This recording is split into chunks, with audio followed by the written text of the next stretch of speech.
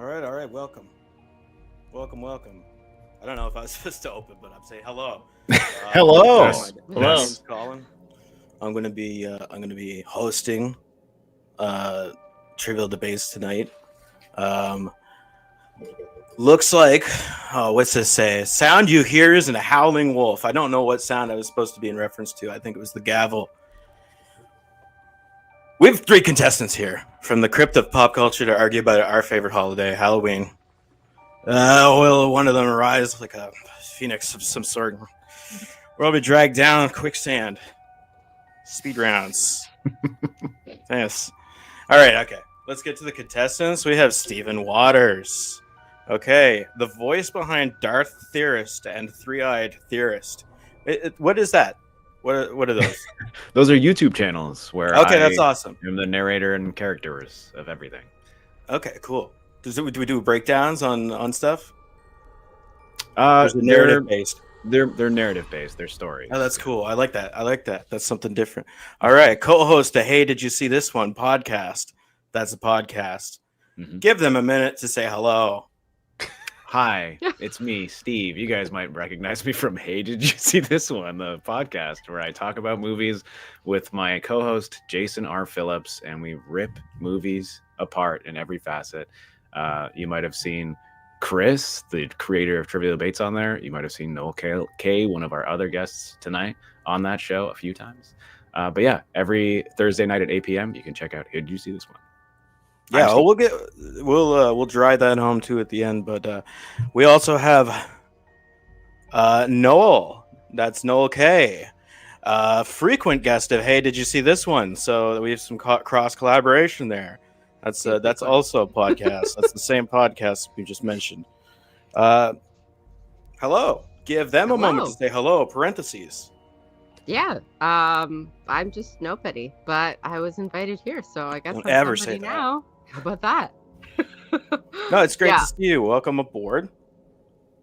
I'm gonna do it like the kids do. That's perfect. It's better than I could do it. All right, and moving on there to John, the Potion Man. John, Hello. I understand you run screen printing. Is that screen printing? I feel like I checked out your site very briefly. I only had the write up for so long, but small Yeah. printing business run by a Vancouver boy who currently lives on and operates out of Salt Springs Island, British Columbia. That's right. Yeah. You said it all. I'm a one-man business, and I work out of my garage that I converted from a stinky old spider hole into a nice museum for pop culture, basically. But it is my printing space. Nice. So if there we go. Yeah, that's actually sick. Oh, Love to see it. that's dope. Got a Street printing's Fighter pretty arcade sick. machine back there. Okay, that's You the know. start of the show. Yeah. All right, no, I fucking love it. I love the screen printing. I love people making things. All right. Thanks, man. Should we just get into this then? It's time, I believe. Yes. Where is my bell? Is that the sound that I was supposed to wait for before I said, did you hear that sound? Well, I believe you're also supposed to give us a quick read of the rules, and then that's the intro there. Oh, okay. Okay, rules. We got a lot of rules. It's actually almost impossible to enjoy yourself playing this game. There's so many rules. Prohibitive amount of rules.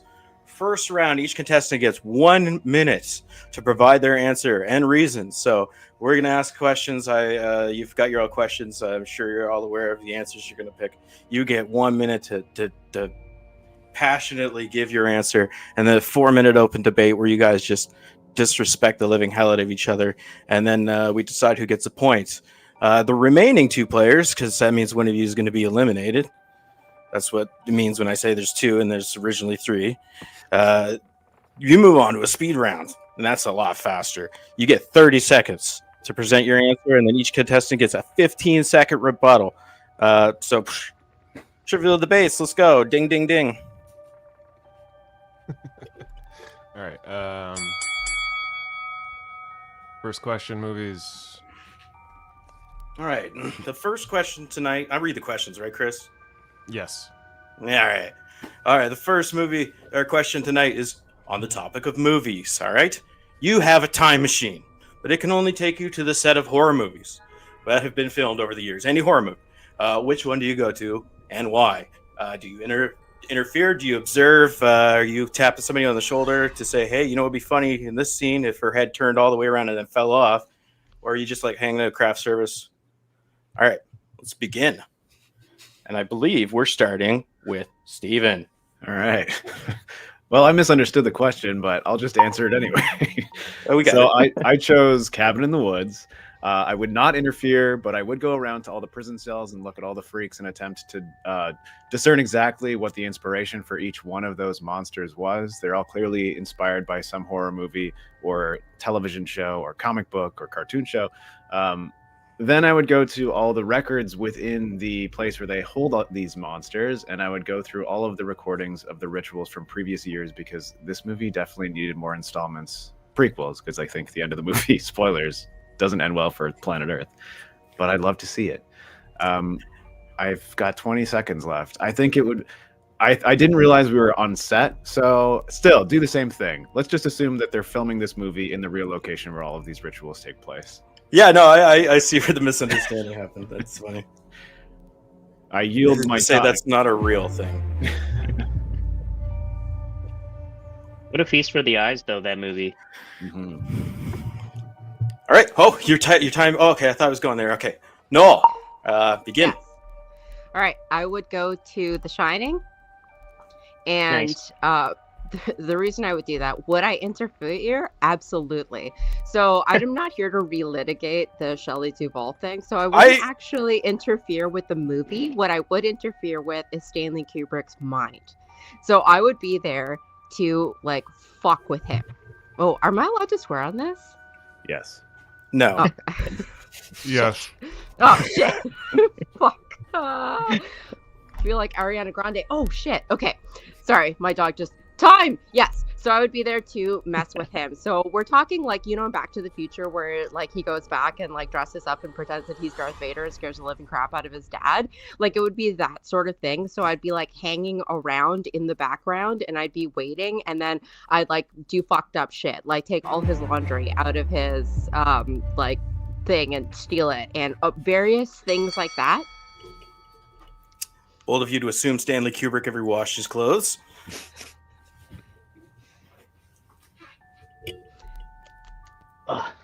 My dog. And then I'm gonna let John get his shirt off here now. And then oh, is that a Darkwing Duck shirt? Did you make that yourself?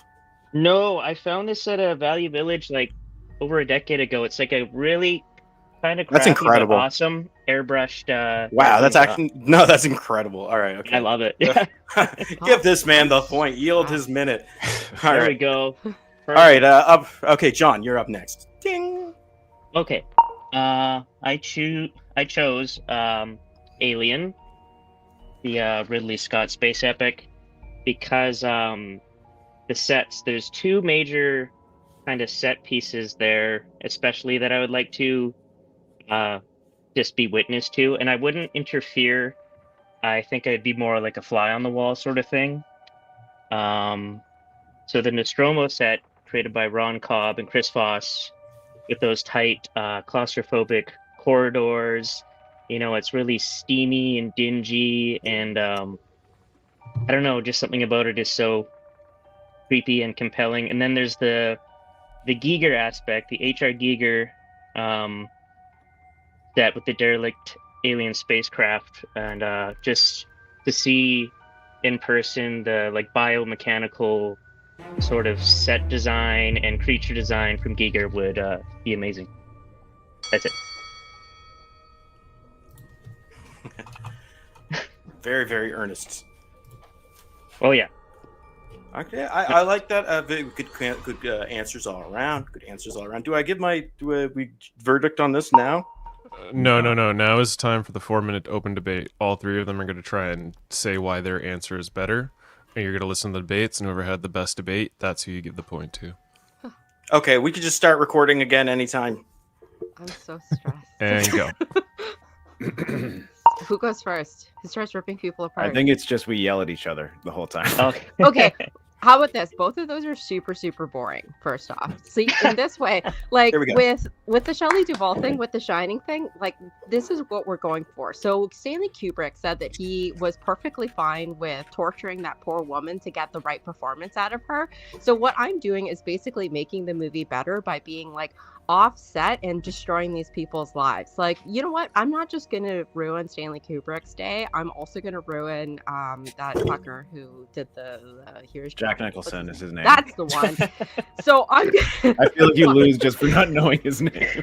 No, I knew his name. So anyway, so I'm going to get the best performances out of these people by torturing them. Like, if that was what he said he was doing to Shelley Duvall to get that, then imagine how amazing this movie would be if I psychologically, like, destroy Stanley Kubrick and Jack Nicholson. What an amazing movie, right? Like, an already good movie. Like Let's make it even better. I feel like I would be on your... I feel like I would yield the point to you had you said you were going to go back and create some sort of human resources element of the Stanley Kubrick set in order to stop him from being a horrible monster man to people, but just going back and stealing his socks. I don't know. I don't know if that's enough. It's not just stealing his socks. Also, I thought about the human underwear. resources thing, but like man, like Shelley Duvall said later that like it's been blown out of proportion and whatnot. So I don't want to go in and start making assumptions about a woman being able to stand up for herself. I don't want to go in with these assumptions. Instead, what I'm going to do is ruin men's lives. Like, this is kind of what I'm going for here, right? Like, let's get the best directing and performance out of these losers. I think for mine, the interesting aspect to the answer is that there are so many things that were probably created in concept art and things that I could walk through the art department with behind the set for this movie that would be so interesting and revealing as to all the different types of options that the script could have gone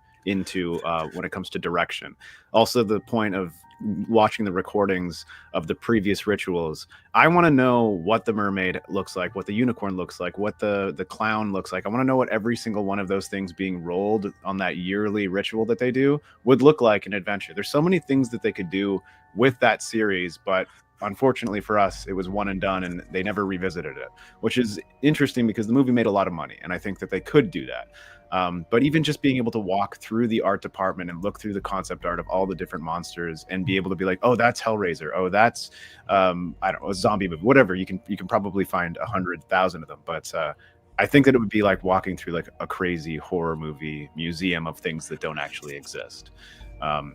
Almost like, you know, the boys to DC universe or to the Marvel universe, how they have all these inspirations for these different superheroes. It would be like that for horror creatures, which horror creatures are my favorite type of creatures. So of course I want to go there. Everybody does. Steven, did you know that your voice is especially sexy today? Oh my God, you're trying to throw me off. It's not Steven who gives the point. Okay, I Did guess you know that for your makeup is I guess for mine, so for the Nostromo alone, the set was made at the 3 levels of the ship were made in 3 separate sound stages. So that's a lot of, like, basically a warehouse per level of the ship. I think that'd be cool to just, you could go tour all 3 of those. And then, like I said, the derelict alien spacecraft. I just think there's maybe not a lot of variety. Oh, I'm not doing myself any favors. It's just going to be like spaceships and fog and shit. But I don't know, man. Sounds good to me. That's it. I feel like I can respect the want to explore the Nostromo. But I think that there are other movies that have recreated that set in a lot of ways that are just as respectful of the original design, but also expanded upon. So you'd have more fun walking through different alien movies. Yeah. So my biggest problem point. with both of your answers is that if you had a time machine and you could go around and fuck with anything, like the fact that you guys haven't decided to do that, you're like, I love horror movies and I just want to take a look at them. It's like very sweet, but like, come on.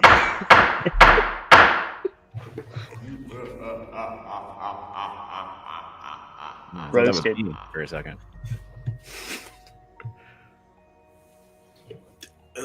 All right, I'm gonna be blurry as I say all this. That soft focus close up there. Looking good. Yeah. Thank you. That's I'm using a keynote flow. Did we lose him? Foggy. Lose Chris or Or me? Nostromo. No, Chris is eating. Okay. No, I'm here.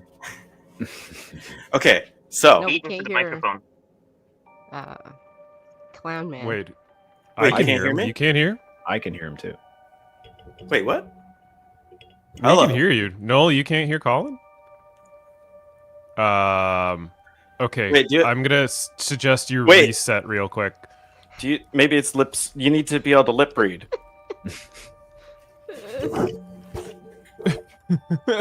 That's odd. That's a very weird glitch. Yeah, specifically one person is strange. I don't believe it. Hold on, then I also froze.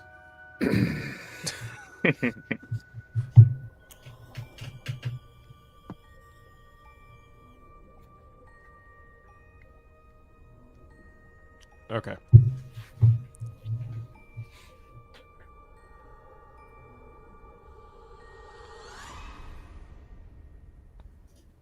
Okay, sorry about that. Yay.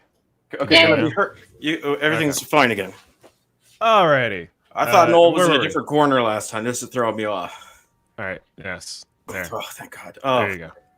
Oh, jeez. Okay, that was good. That was good. Okay, so we had like very different takes on it. Steven thought that the movie was real. I think all movies are real. They're real in my heart and my mind. I'm going to give the point to Noel, but I'm going to talk more after. But I'm going to give the point to Noel straight off because I think that you would be a crew hero for fucking with Kubrick. I'm sure Jack Nicholson was too high on various substances to be fucked with. But I'm going to pick that. I'd slip something in his substances. It's the most inventive of the choices. John, you're in Canada. There's an alien TV series being made. I think you're probably a few hours drive from the sound studio. Give that a go. Go check that out. Alien Earth. Mm. It was good. I liked it. So Noel with the point. Yeah, we got 1 point for Noel. There. He put up a really good fight. I can't argue with that. You can be meaner. I don't want to throw a wedge in between the podcast you guys have together, but you can like feel free to use like personal information that you've gathered on each other over the years. Oh my God. Just dog stuff. Yeah, whatever you need to do.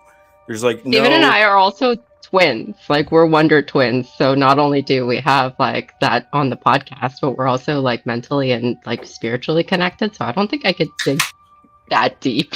But I'm the evil twin, so I can definitely do it. Were you saying was that a diss? I don't know. Sorry. All right. Next question. All right. It's 1995. It's you remember the TBS the Superstation. They did like movie marathons all the goddamn time. They play like 14 James Bond movies back to back. And then like live action recreations of chimpanzees acting out skits from movies. That may be just my own memory. But I think it's 1995. TBS Superstation, you're a producer. You get to program the Halloween block around any goddamn theme you want. So what are your back-to-back horror movies for dinner and a movie? And what's the title for the Halloween marathon? Noel's up first. I go first? Noel, you're up first. All right, so my title is Which Witch is Which, and it's all spelled like the word witch. And my two movies are The Witches and Return to Oz.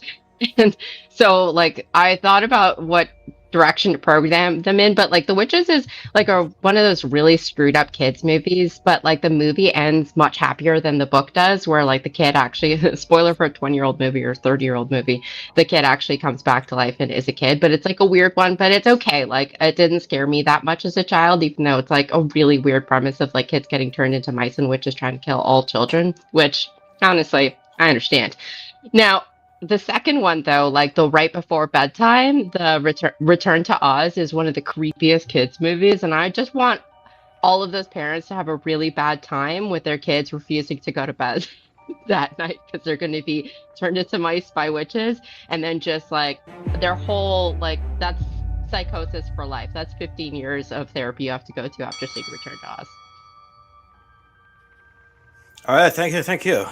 Well, we're gonna move on to John is up next, the Potion Man. All right. Okay, my block here is called Doll House of Horrors.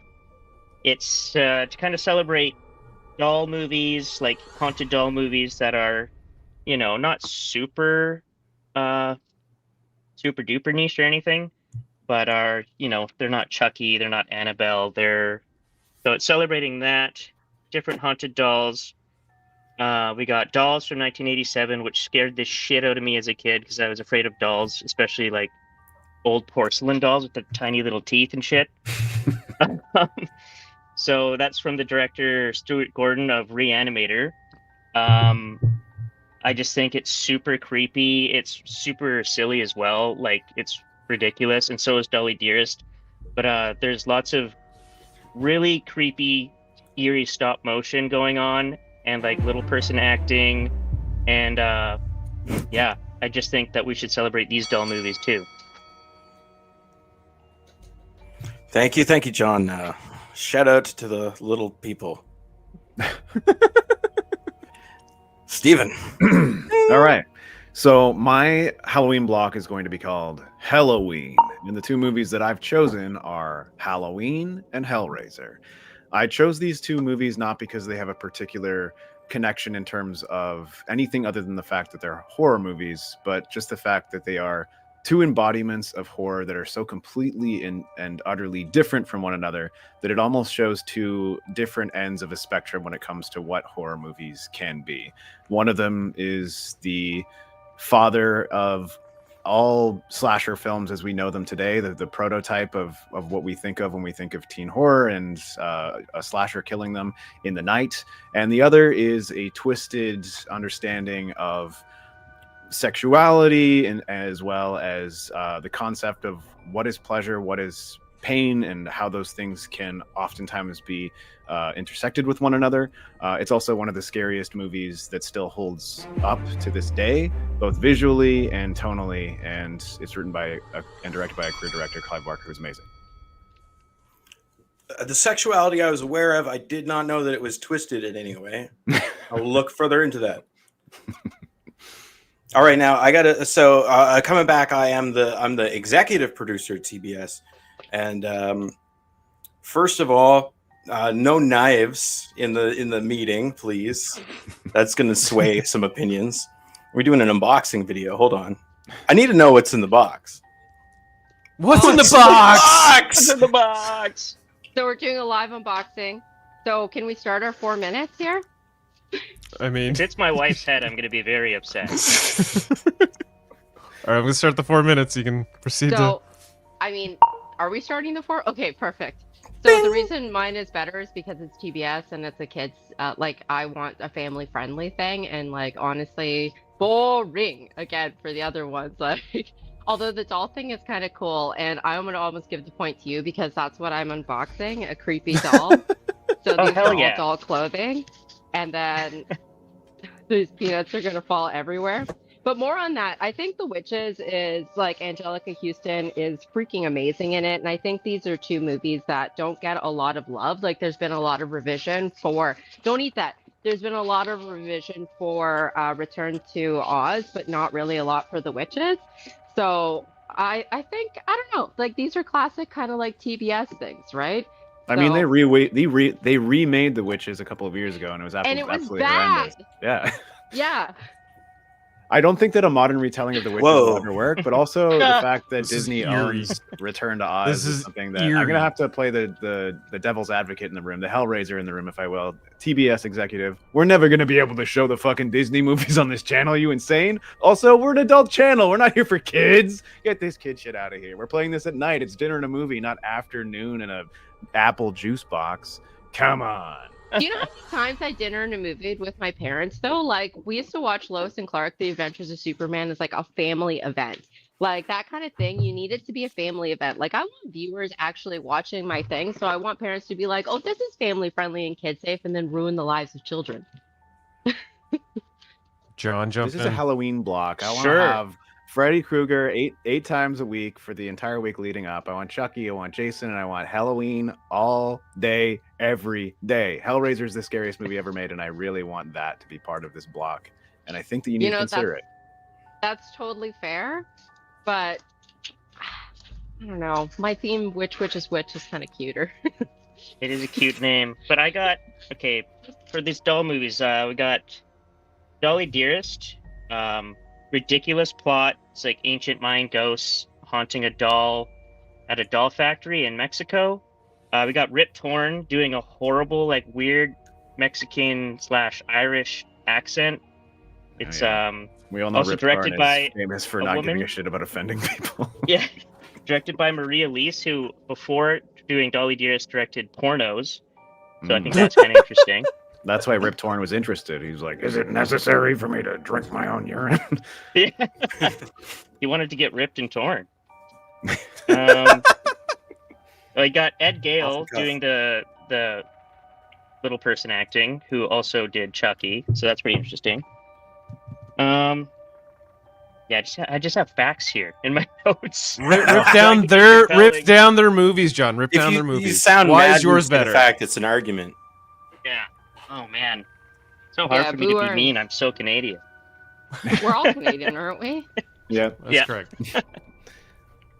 Well- I think that Stevens is the worst because it's the most conventional choice. I like John's because it's, I don't know, like these are Yes. movies that I've never heard of, and I Well, think would you be know, very if there's one thing that we interesting. need more at They'll TBS, creep you it's, out. They're really it- stupid, but they'll creep you out. It's more. We need more queer representation at TBS. We haven't been doing it for years now. We play James Bond every month, and we all know that he's the least gay man on the planet. So we need to have something that's made by a queer person. And that is Clive Barker. He is one of the godfathers of horror as we know it, and I would like for him to be represented on this network this year, please. And That thank is you. fair, but both Oh. of mine are very woman-oriented, and if The Witches isn't gay-coded, I don't know what is. Female all the main porno characters in director. Halloween are female leads.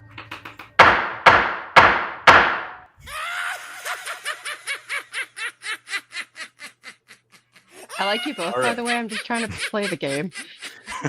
I have a hard time. No, you're being doing gay. good. You're Hey, up for kid. A blood. point deducted for apologizing. I didn't apologize, by the way. Crypto's running away with packing peanuts. I can hear you, though. Okay, so I'm the executive here, and let me just say, like, first of all, I'm glad that I came up with all of these ideas. But Steven, like, it's great picks, great movies. The alliteration is great. That's my favorite idea. I don't have the money for that kind of IP. Here at TBS, we like our James Bonds, Lazenby, and we like our Halloween's 6. So, unfortunately, John, I would like you to be more like Steven, but John, you get the point, because we could afford those All films. right. Yeah, you can watch them for free on YouTube, I think. They're cheap. What is YouTube? It's 1995, and I will say that It's gonna Steven, you blow your almost mind. had me with the queer representation. It is the 90s, but I don't know if you realize this. Exactly but why we're we thinking need about it. rebranding to something called Spike, and that might bode well. Or that might, yeah, bleh.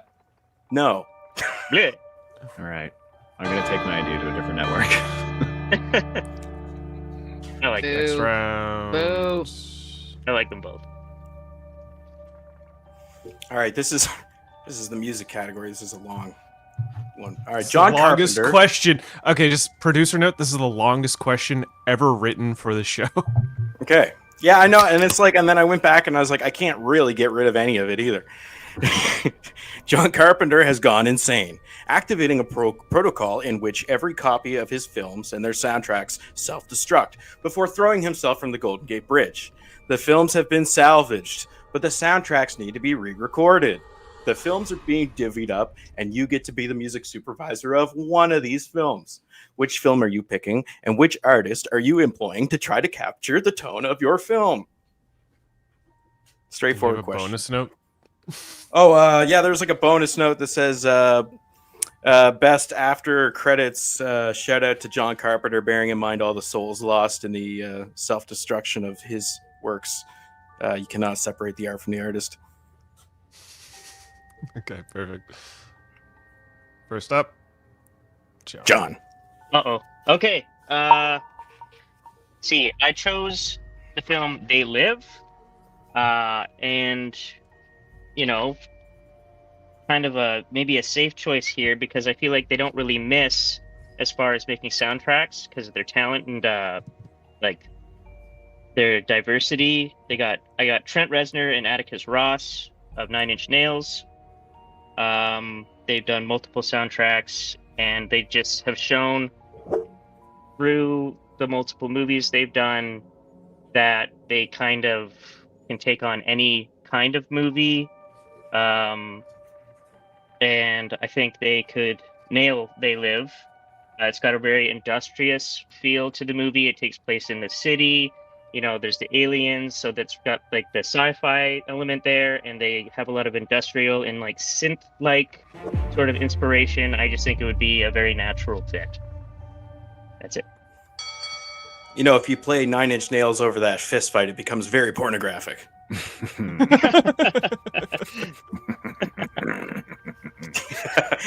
Chris just want to fight you like an animal? All right. Oh, boy. Toy part over there. So, I have chosen the movie Ghosts of Mars. Not because I think that it is the most memorable soundtrack, not because it's in any way good. I think it is the most forgettable soundtrack of every John Carpenter movie ever made. And John Carpenter, in fact, wrote the music for this movie as he did for most of his movies, but he decided to get, I believe, the band Anthrax did the score, and it's absolutely horrendous. And I think that if all of John Carpenter's scores were completely eradicated for real, this would be the one that people would literally forget what it was. They would be like, I don't even remember what the music was in that movie. So it would be an actual blank slate. But the person that I've chosen to recreate the music is Ennio Morricone, the one who did the music for a whole lot of Westerns that we know, but he also made the music for The Thing, one of the best John Carpenter scores in existence, and also one of the most John Carpenter-y scores in a John Carpenter movie that John Carpenter didn't actually make himself. So I think that he could absolutely improve, not just replace.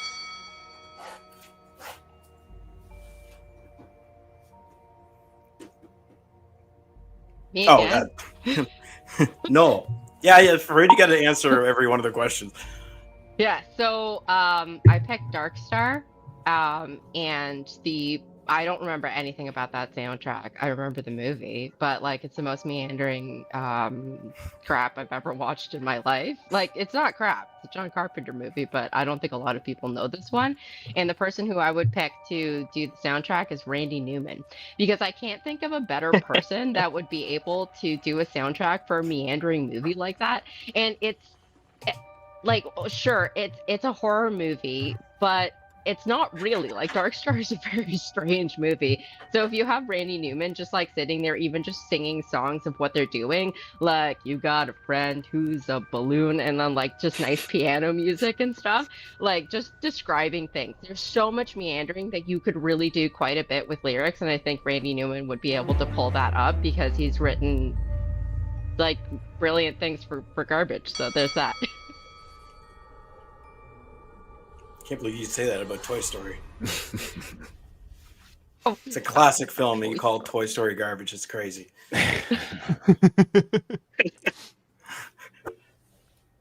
All right, 4 minutes. You guys just have at it. Okay, so my first point is that both of the soundtracks that you guys have chosen to replace are extremely memorable and good. They make the movies better. And if someone was going to recreate the soundtrack for They Live, we want it to be exactly how it was the original time we went through it. And if you're hiring Nine Inch Nails to do that, fine. But they're going to make something that is almost exactly the same as it was the first time you heard it, because that soundtrack is perfect.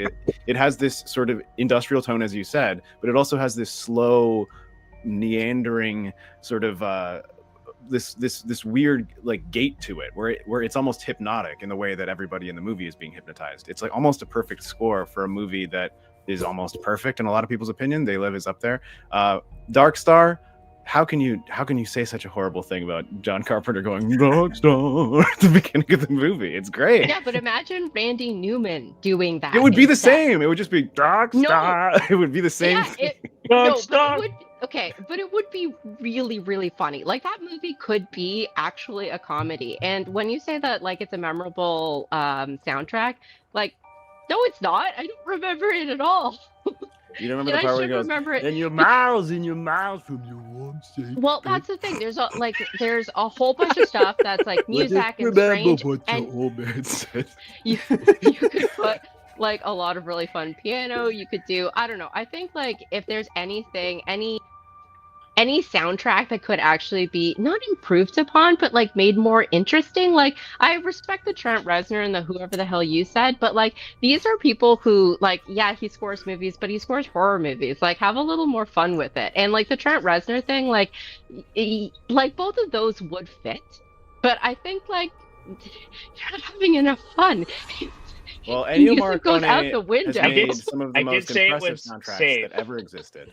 I did say it would save. And Steven, to your point about how it kind of nailed the soundtrack the first time, I agree. I like it's got that really like kind of Western, like no no no no no, it's, and then it kind of gets a little more industrial to the middle, more sci-fi near the end. So there's like a nice kind of broad range of Well, I'm not saying musical that styles. 9 Inch Nails would do a poor job. I'm saying they would do something that is very similar to what we got. Whereas what I'm trying to put forward is that Ennio Morricone would make a John Carpenter score properly, whereas the score of Ghosts of Mars is so forgettable and terrible that the movie itself suffered because of it. If it had a better score, the movie would have gone up in terms of enjoyability, probably about 3-4 points, in my opinion. Maybe because in this world, in this question, because like the score has been erased from existence, right? Mm-hmm. So maybe to get that back, kind of to suit the movie like it did before, maybe this safe choice with But would it be better or the same? Hire the same people. At least it would still be there, almost intact. They Live is too good. Like They Live is too fun, and it already is fun. And I think adding a Trent Reznor soundtrack would be interesting, but like I don't think you need to touch that.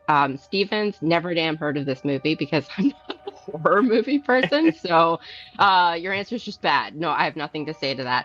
But like Dark Star has it's the most meandering movie on the planet. You need more lyrics. You need more interesting things. Just like that Family Guy skit, if he's just like singing along and saying what Lois, whatever her name is doing, like eating an apple, like that's part of what I'm imagining for this, and it would be so much fun to just 3 times describe what's happening in the movie. I don't know. I think it would be an absolute blast. I think that both of your soundtracks would be almost exactly the same as they already are. Mine would be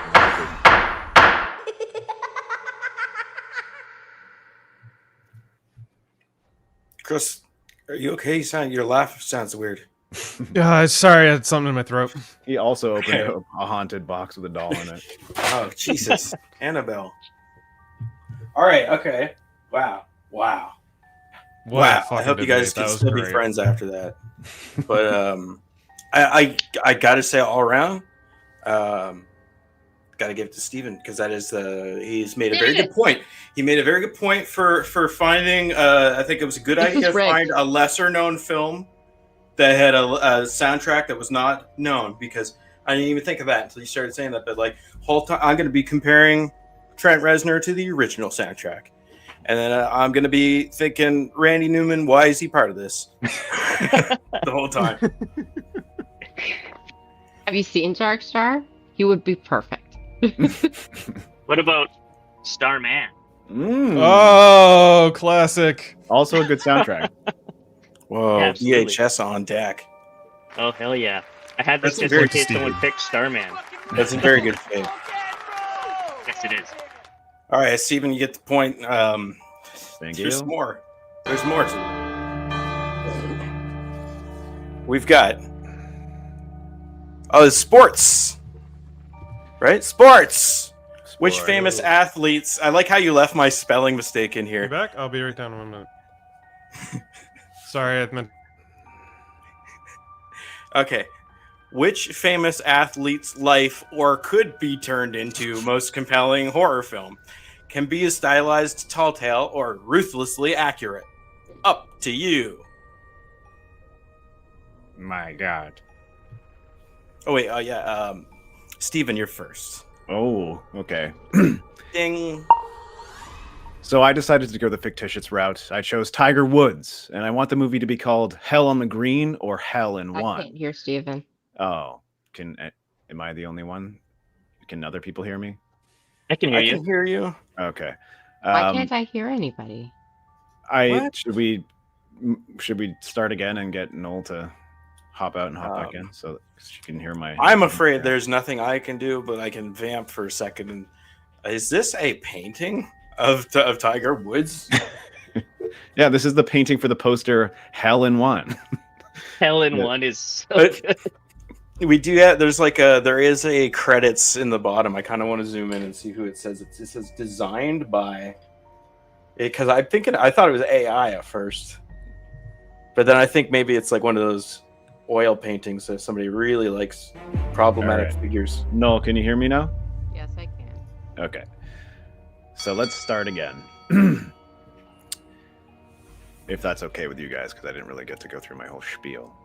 Go for it. Yes, no, yeah. All right, I'll wait for the clock to come back up. I think there's potentially something happening All right. in Chris's room at the moment. Sorry. Okay, brief. I ordered pizza, but the guy forgot the payment, and he had to go back and get the ATM machine to come back and make the payment. It was a whole thing. No one gives a shit. What was his name? Tell him I to don't Tana go fuck himself. Okay. My character that I'm choosing, I'm going the fictitious route. I'm choosing Tiger Woods, and the movie is going to be called Hell on the Green or Hell in One. Tiger Woods has grown tired of his place in our experiences that we go through on our mortal plane, all that we can offer here, and he searches for new things to satiate his endless appetites, which we all remember about, right? He buys a box from a black market dealer, the Lament configuration. That's right. Tiger Woods himself is going to be playing with the puzzle box that gives you pleasure, pain, all of those experiences at once, and he will literally be turned into a golf-themed Cenobite from Hellraiser. I don't know, maybe like a bunch of T's in his face, like Pinhead, or he could have like golf clubs for shins or something. Who knows? The possibilities are endless. Maybe his whole torso gets turned into a golf bag full of clubs, like down his throat, and he pulls it out, like, the pleasures that I can show you. Okay. All right. Where's that? Noel, you're next. Okay. So I picked, if you're in Toronto, you know exactly who I'm talking about. If you're in Las Vegas, you are starting to know exactly who I'm talking about. And hockey is our national sport, so whatever, man. So my person is Mitch Marner. And he, for all you plebes out there, is a former Toronto Maple Leaf. He's a hockey player. He just had a kid. Anyway, so this movie is called 1967, and that was when the Leafs last won the Stanley Cup. And like 1967, The Curse of Mitch Marner or something along those lines. So this is like, we're going real life here. So this is the most horrifying thing that anyone can go through. So Mitch Marner went through the Canadian hockey system. So if you've read anything about Hockey Canada, like, I'm not saying that he has been assaulted, but I'm saying that would be a really traumatic thing for a kid to go through. And you can come up with lots of stuff there. That's scary as fuck. So then he signs to Toronto and he holds out for his contract to all the hockey uncles to hate him. But the main thing is that this is a psychological thing where people are feeding him how much he hates everything. And it's kind of like panic. Like, he just...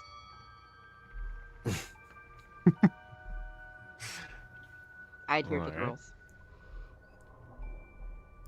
Moving on, John, you're closing out this. Okay, I went a little bit more real world here, and maybe because it's fresh in my mind because I recently listened to like a long podcast about him. But Aaron Hernandez, who was a football player, can't remember what position. There he is. Yeah, he had I kind of had picking this. It's kind of like, this is kind of sad because he actually murdered people and had a weird life. But I think he makes a good, like, if you wanted to kind of sensationalize it a little bit, maybe add a couple more victims on his list. Like, I think someone like Ryan Murphy could have a field day making a movie about this. There was rumors that he was closeted, and that's part of like what, created this confusion and anger inside of him. There's lots of debate about that. But, he shot his best friend in the eye because he thought he was going to rat at him for killing these two people. And his friend survived. And I don't know, man, there's a lot of crazy shit here. And he's basically Jason. He's like a human Jason. He's this big, scary guy. That's great. I heard all Good that. I heard you loud and clear. Sick earshot. Just a sad, Right. sad, crazy life. Okay. All right. All right. Moving on. We're gonna go into 4 minutes. Why can't I hear anybody? Oh, Really, I think I hear again? you again. Okay, so I have to like really work hard on this one, I think. So I think psychological thrillers are something that people really, really like to watch, and I think they can be more scary than people just going in and like slashing and hacking people, and like murder is bad. This way, you're like in the mind of somebody, and like if there's somebody who should be made fun of and should have like psychological trauma, it's someone whose parents named them Mitch, and like he notoriously has said so much shit about how much he hated playing, like, sorry, his agent has said so much shit about how much he hated playing in the media and how Toronto is the worst and how like everyone came after him. So like in this movie, people are just feeding him things from the internet and he's slowly falling to pieces on the inside. And then here's the kicker: at the end of the movie, I go and murder him for saying No. shit about Self-insert. Okay, got it. for saying shit about Toronto and being like a fucking clown. Like, I hate this guy so much, and so does every other hockey uncle on the planet. He sucks. And yeah, so I think like it would be great. He's like falling apart and psychological everything, and then he's in Vegas. He gets signed to Vegas and he's having a great time, and then I come and murder him. So, you know, a psychological horror is probably more effective at large, but it's also one of those things that you can't go back to and enjoy very often because you get so beat up emotionally that you usually watch those things maybe once and then think about it for a very long time and never go back to it again because you're too worried to go through the emotions again. Okay. But we all know that Hellraiser movies have 1 billion sequels, and you know what would be great? Hole 1, Hole 2, Hole 3. Every movie, we got different holes for Tiger Woods to be going up against and different experiences. Okay, He's that's basically unnecessarily sexual. First Well, off, so I were see his what you're trying to crimes. do here. Yeah, he is a but, man who what loves you're his saying about holes. His psychological crimes. horror is all fine and dandy, but like in this, like people take pleasure in watching Mitch Marner fall apart. Like, I think you underestimate how much people hate this guy. Like, you would go to it for a lark. Like, you didn't like it would get you into the psychological, like you'd feel it the first time around, but then you just want to watch this guy like just be treated, just fall apart in his own brain. And then you could also do like a hockey thing where like that's why he's bad at the sport, because like they also kept losing in game 7 of like the first round playoffs, so all of that, like I can put it on him. And like it's just the frustrations of all the Toronto Maple Leafs fans that have watched them like just screw up with this guy who makes so much money and just like could not do anything in the playoffs for them, that I think like that's the rewatch factor. You know what would get a lot of clicks? You know what get a lot of fans? People hate the Toronto Maple Leafs and love when they get like absolutely shit kicked. So this You movie know what is get a doing, lot like, of clicks? couple The different creative things. potential of golf cleat kills, tee-based kills, golf ball-based kills. There's somebody drowning in a sand trap. See, but I'm not going for like these fun like slasher kills. I'm going for something a little more emotional, and this is like explaining also why the Maple Leafs suck at everything. Like, this curse could actually go to a couple other people as well. Like, you want sequels? I can keep doing this with different people, right? Not necessarily psychological thrillers, but my next one would be Austin Matthews losing his mind after he becomes team captain and just murdering everybody in like or like Sudden Death, that movie where like the clock is running down and you have to save it from the terrorists, that had Jean-Claude Van Damme in it. Is awesome. Like, that could be the third movie. Like, I could do so many things here, but the primary thing is that I don't think you guys understand how much Mitch Marner sucks, all right? Like, and how much this would be You spent- yeah. extremely fulfilling. I think that you explained it. You pretty filled well. 4 minutes on just how much Mitch Marner sucks. John, do you want a minute? It'd be like the Scott well, Pilgrim Mine is versus the world in essentially Toronto of horror true movies. crime. Also, things need to happen in Toronto more often. Hey, Mine's essentially true crime, and you know, marketable wise, true crime Oh is crap! I can't hear John. I'm gonna disgustingly reset. huge. So I just think that alone could maybe, I don't know. I think that could be huge. There's been like a Netflix documentary, I think, or something like that, but I think like a movie, you know, maybe a little down the road when it's I feel like I got not as neuralized fresh. in Men in Black by Noel. I can't even remember what your answer is. Oh wait, it was the Hernandez. football guy. Yeah. Football guy. Yeah. I didn't have a movie title. I didn't think of that. I don't think Yeah. that anyone's beating my title. Hell and what? Oh, I like that. That's a good title. I gotta say. Yeah. Yeah. Maybe mine would be like TB, I'm gonna kill you. Like traumatic brain injury, I'm gonna kill you. I don't Yeah, know. but Tiger Woods is not a likable character. So He like, could be if he was a Cenobite. I'm just saying it'd be an improvement. Okay. All right. This is like there's a lot to work with here. Okay, because first of all, I didn't know any of those people you guys talking about. Hell yeah. I feel like I'm the only jock here. Woods? You don't know I Tiger used to Woods? I used to have a sports podcast. Like it's like, come on. I'm not a No, sports. listen, I'm the jock here. I've got enough to work with here. I've got enough to You work want to hear with about here. 90s and 2000s skateboarders? I got you. No. Jason We've Lee. got- Yeah, there you go. I can tell you a lot about Star Wars. No Me too. more movies with Jason Lee, please. Okay, so Noel, the Leafs have had it hard enough. John and Noel, men's mental health is not a joke. CTE is a very serious thing. I know. What football is doing to young men in America is it's insane. I got to give the Exactly, point it's to fucked up. Steven. I got to give the point to Steven because we are dealing with a Listen, Tiger Woods is a think that'd be- pervert in real I life. think He that'd would be definitely funny. get pervy in hell. That's what would happen. No. The fact that you're using our like no. You could do that the same excuse for fucking Making me Tiger look- Woods. This is Making me look rigged. like a monster. This is rigged. I can't do this.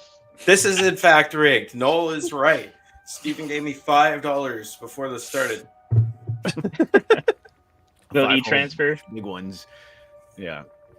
I specifically didn't go for the realistic stuff because that stuff I find to be a little bit too disturbing. More so than Why Tiger not Woods. super having a- Oh, you got the point. Realistic. You got the point. Stop Oh, pandering. man. All right. I had an alternative fun idea that maybe I should have done, It's okay. Okay. It's okay. We're gonna go to the this is speed round. we've got more. We've got more. History. Jason XX. I guess that's Jason 20, actually, now that I think about it.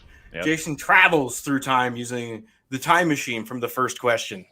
He teams up with Lizzie Borden, hacking up her parents. He teaches Albert Fish how to write. And finally, he goes to which era and does what with which historical figure.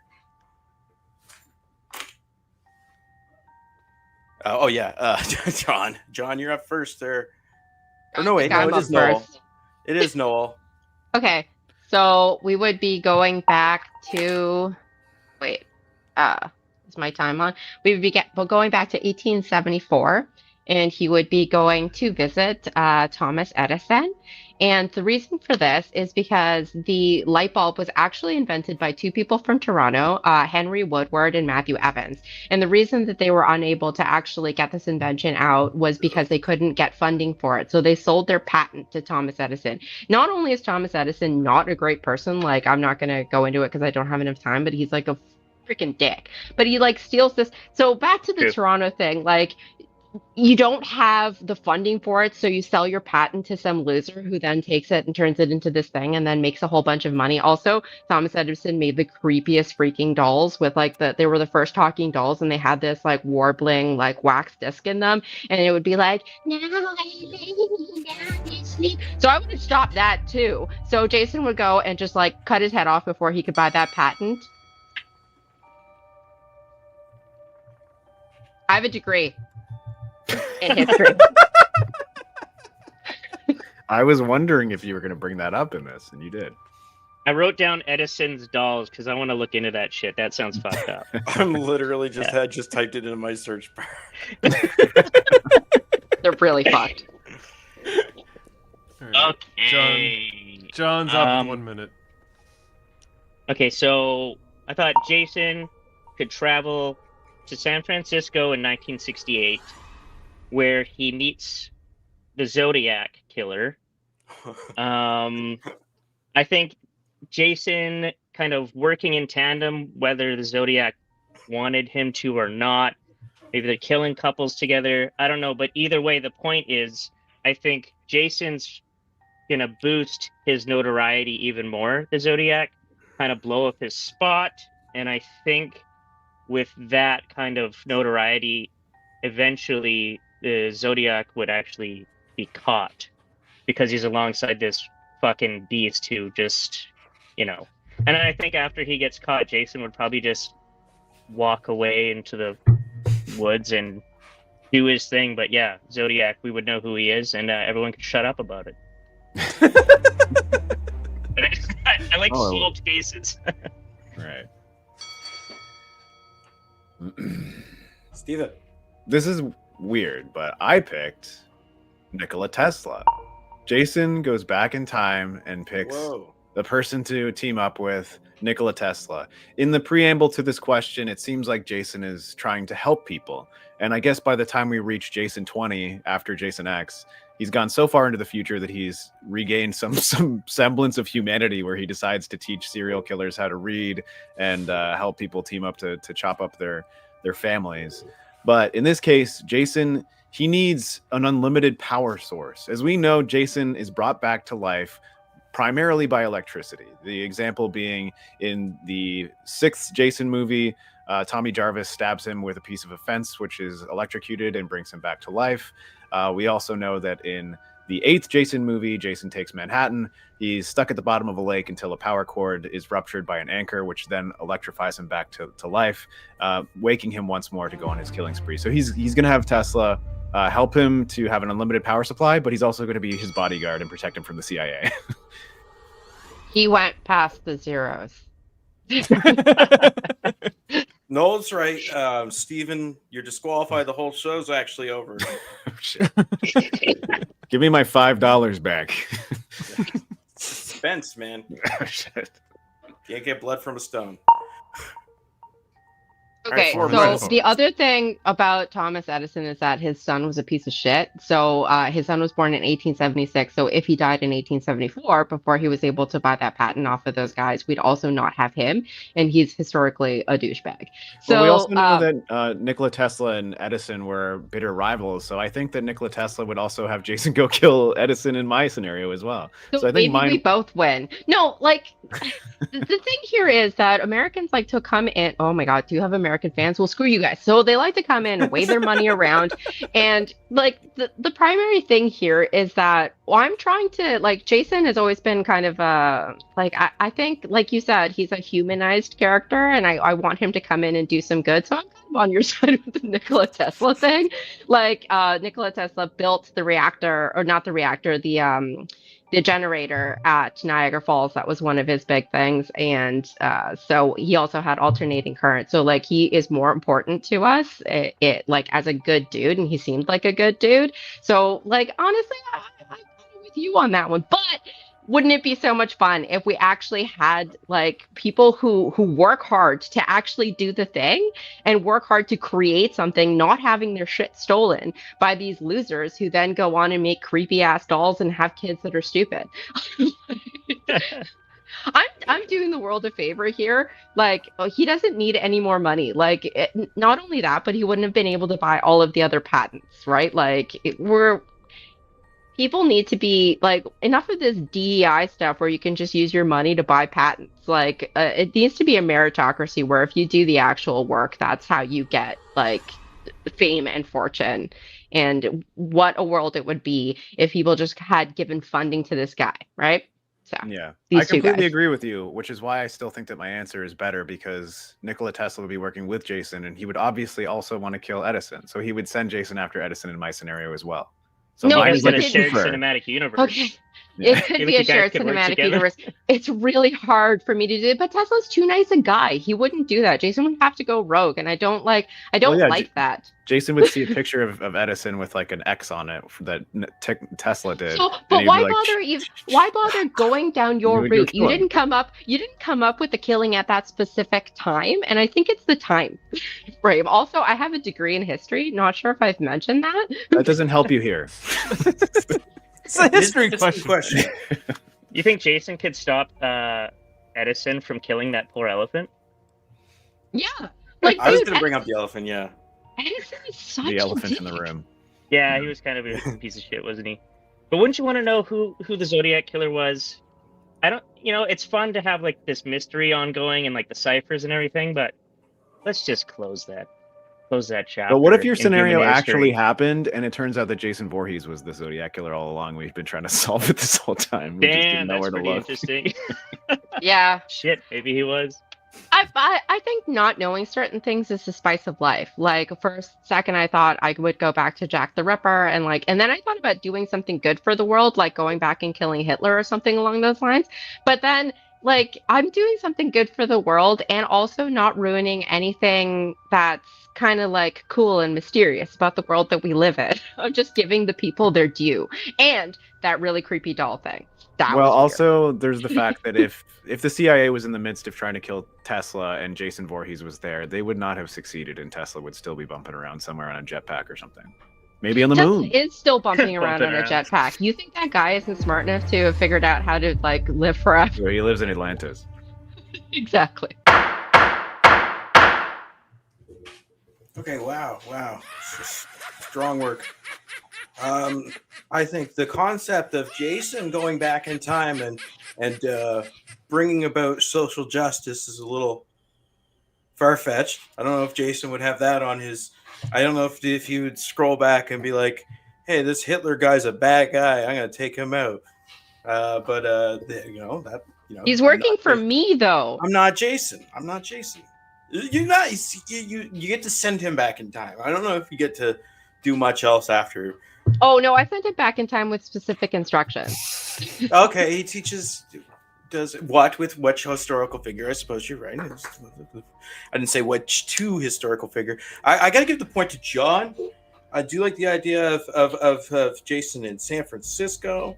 I think that he could. It sets the path to an obvious sequel in which he's like facing off against Harvey Milk, and then like Jesus. Jason versus Milk is a fucking gonna sell tickets for sure. So I think I'm gonna go with John for this one. Thank you.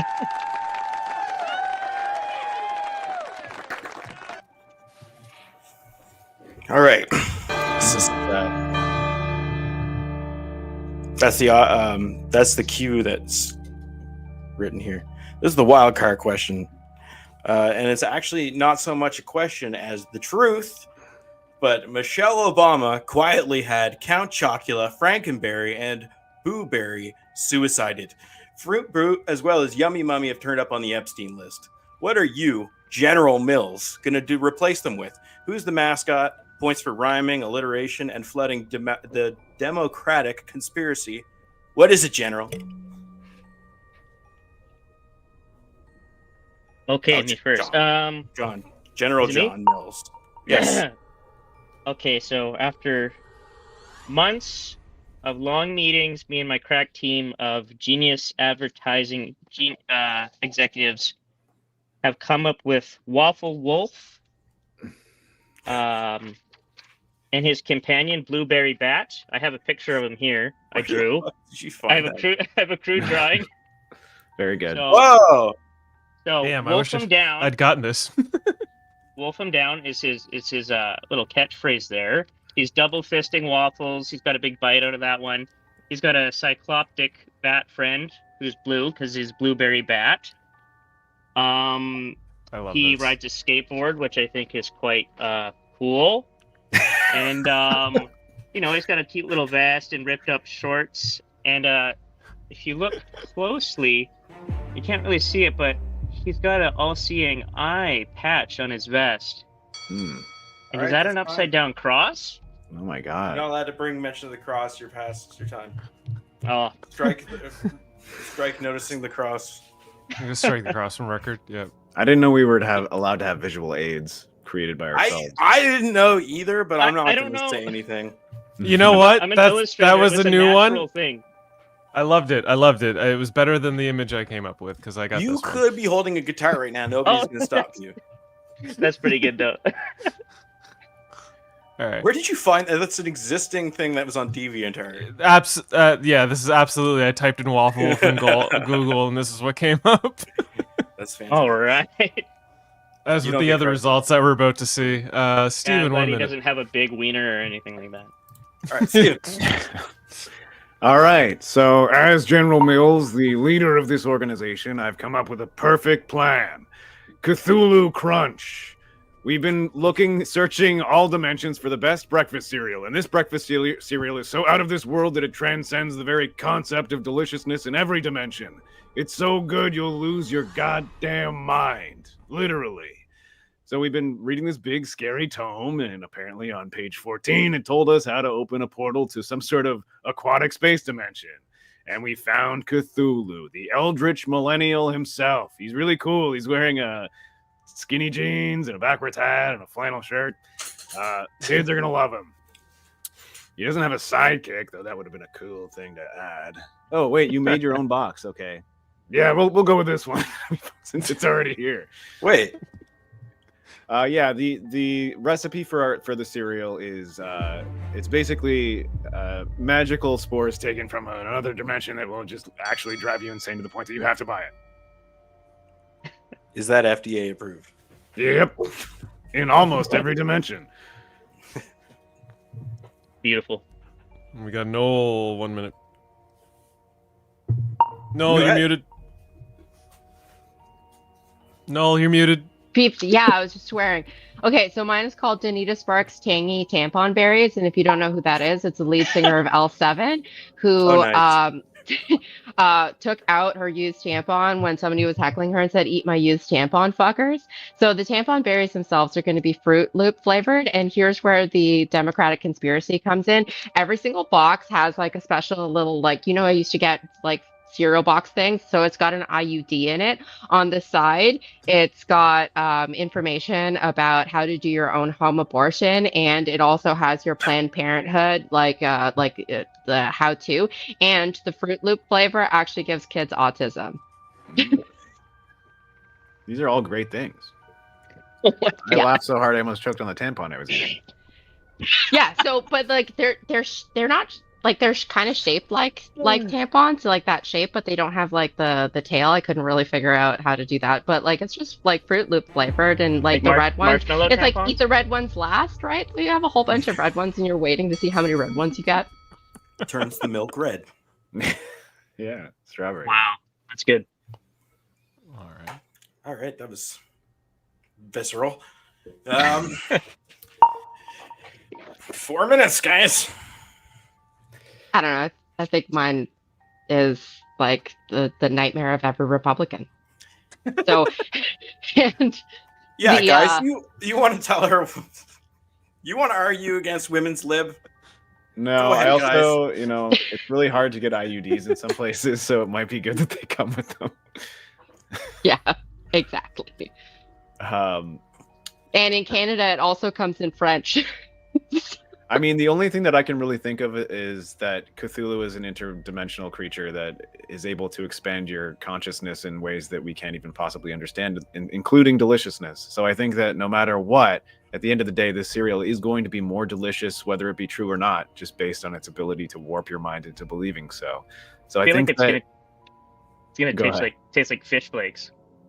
doesn't matter. It's the most delicious flavor you've ever had. Cthulhu says so. Your mind believes it. I don't know if something's called Danita Sparks Tangy Tampon Berries and the side of the box says "Eat my used tampon, fuckers," then it tastes like delicious berries. I think like that's also opening up your mind in the same way and becomes the most delicious thing. When you're like thinking you're going to drink one thing and then it's water and you're like, yuck, this is like the opposite of it. Also, like, I could also make every box like some of the proceeds go to your local Planned Parenthood, and no, I won't say that. There's things you won't say. This Is there a free special, tampon in every box? no. There's an IUD in every box. There's an Right, IUD. right. Right. But you can also get like maybe $2 off of tampons at your local whatever because you can cut like out the little pieces. And then on the back, like you can have a little maze where it's just like the outline of like fallopian tubes and whatever, and you have to get like the egg out of the uterine wall, and or like in some other versions, like the Halloween one, you actually have to like remove, like you cut out the little like not the feet, the little zygote that's trying to attach, and you have to like take it out. And then in some boxes you also have, remember those old LED things that like the little games that you just had to press and then there would be like this black like Tiger Electronic handhelds. exactly. Yeah. And you have to shoot the sperm before they get in.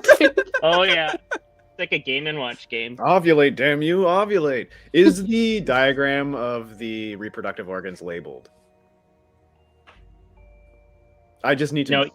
You have to find the clip yourself. Oh, okay. Wow, since it's an interior, there wouldn't be it that. wouldn't be there, yeah. So people would be like, it doesn't exist. See, it's not on the diagram. You'd never find it. It would drive people nuts, yeah. General Mills is trying to figure out where it is. He's like, I've been looking for years. And Sailing the seven seas trying to find it. Some of the proceeds also go to Democratic Convention, Democratic Party like money. Like you also donate every single time that you eat the cereal. You donate to so many things. I think that the real question here, though, is this is a breakfast cereal that is obviously aimed at children. What is a more compelling character? Wolfram Down, Wolfie Bat Boy, or Cthulhu, look at Blueberry or Bat. a woman yelling about throwing tampons at people? No, children, like they need to be taught these things first off, and again, that's why I was asking if it's labeled. Part of this whole thing is like the conspiracy, and we're trying to like make kids libs. I said flouting the Democratic conspiracy. Oh, that's a hard one. I wish I drew a fun picture. Yeah, same. Sorry, I wasn't trying to, grease the wheels or anything. Yeah, it was good. Excellent wheel greasing. Part of me thought everyone was going to do a drawing. I don't know why. I have no talent. I have a picture of the Eldritch Millennial I can upload real quick. Oh, sure. Okay. This is going to be controversial. Okay, I have a lot of things to say. It's like, first of all, as because I didn't say this before, but obviously I'm like the above the General Mills. I gotta like say yes or no, right? I'm gonna say, first of all, I asked to flout the Democratic conspiracy. Yeah, I didn't do that. Well, no, that's fine, but we're donating money to democratic needs or causes as openly against the question, but also it just doesn't sell with kids, and ideally these products are going to be like, we want them to be free, right? So you hate women. That's what I'm getting at. No, I'm saying that that's I'm fine. saying That's that awesome. The only one on the podcast of the 5 people here. No worries. Yeah, kick me out of speed round. No, you're right. That's what it's. No, it's. I'm saying that it's like, obviously these cereals should be provided for free to people that need them. So that's just not a good business model as a cereal company. I hate to go with the person that has the drawing, because that seems like I'm going with the person that has the drawing, but I have a drawing too. Here, look. Blueberry Bat is pretty It is cool. I just want to say, when Noel said That's you good. hate I like women, that. I went, that's awesome. And I wasn't talking about hating women. I was talking about the drawing. Can we get hating women is not awesome. Can we isolate that? No. Oh, no. Don't cancel me. I'm giving John the point. A Cthulhu Crunch is very good. The alliteration is fantastic, good. and the Eldritch. I mean, as soon as I saw that that was Steven, isn't it? Yeah, no, I know. But I was just throwing werewolf. Throwing a little. I would be disappointed if the werewolf did not win. Listen, the tampon crunch is good. It's going to have a very niche audience, and they're also, for some reason, going to be mad that it is berry flavored, I think. I wanted it to taste like pennies. Yeah. I think the kind of person that is going to be mad about that is also going to be very litigious. So there might be some false advertising stuff going on there. Hey, it's just So, Well- Of course, this is scored by a man. I mean, Got it. as a Don't be producer, the one with the funniest answers. I Got it. personally would have given that point to Noel because she had the best argument of the debate. She did. It was Don't good. do that again. Absolutely. I can't stop thinking about Blueberry Bat. He's I mean, cute. I like Fucking Blueberry Bat was what won him over. I mean, I like that he has one So eye. good. He's so good. A Blueberry Bat would have one eye. I sweeten the pot with cuteness. I feel like Noel should have my point. At the end of the day, we're selling cereals, children. Fair. All right. Well, unfortunately, Noel, with that, you are eliminated from the main round. But that saves you the anxiety of the speed round. So you Oh, kind of fuck. got a win here. With that... My sound's messed up again. No, not the sound again. Oh, no. Wait, what just happened? What is the speed round anyway? I think Steven's gonna kick the shit out of me in a speed round. We'll see. To be honest. I have no. We'll see. I watched a couple of these on YouTube, and I don't remember a speed round. Oh, so you didn't watch the whole show? Okay, I see how it goes. I did! Awesome. He's that Okay, spike guys. where it Maybe I was goes back. off. drunk. I don't know. Where it goes off. I have three-quarter to. screw and I it have goes to down. go. I That's have been- to go. Have fun with your speed round. I have to go write Thank a you, paper for Noel. university. Bye, Thank you so Noel. much. Nice to meet Have you. a good evening. You were great. You did See you on amazing. Hey, did you see this one? All right. Let me just wait. The host goes here. All right. Well, with that, it's time for the speed round.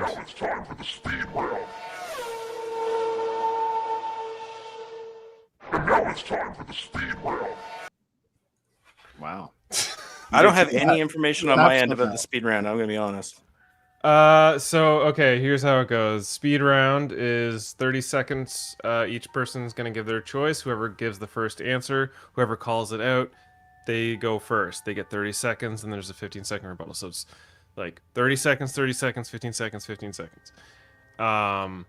You're gonna read the question. I've written down the speed round questions. I didn't ask you for them because I figured that was probably gonna make your brain hurt. So, because you had to write down 6, so I didn't want to make you do any more. So I wrote down the speed round questions. Colin, you're gonna read the speed round questions. Once the speed round questions are answered, whoever answers first goes first. 30 seconds, 30 seconds, 15 seconds, 15-second rebuttal. Where do I find these questions? I got them prepared, so they're gonna pop up, and you're gonna read Okay, them, and then okay. we'll go from there. Okay? All right. Okay. I was just looking at the All doc. right. I'm like, what? No, watch the screen. All right, and with that, Ding. speed round. Movies. Which film has the most egregious ghost stalker? Beetlejuice or Casper? Beetlejuice. All right, so Steve's gonna go with Beetlejuice, and then John, you'll have Casper. Okay. One moment, you guys will have you'll get a few moments to think about this while I pull up my timers. So think about your presenting debates, and then here we go. Steven, you get 30 seconds.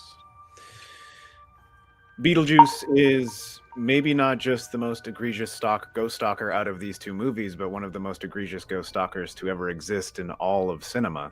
Not only is he a twisted pervert who doesn't mind exercising his disgustingness on a teenage girl, but he also extends that to anybody around him. He forces her to almost get married. He turns into a giant weird wiener snake. He is doing all sorts of things, and he's trapped within the boards that he makes and the house, so he has a limited space to work with, but he uses it pretty effectively. All right, 30 seconds to John when you're ready. Okay, so Casper is a friendly boy ghost.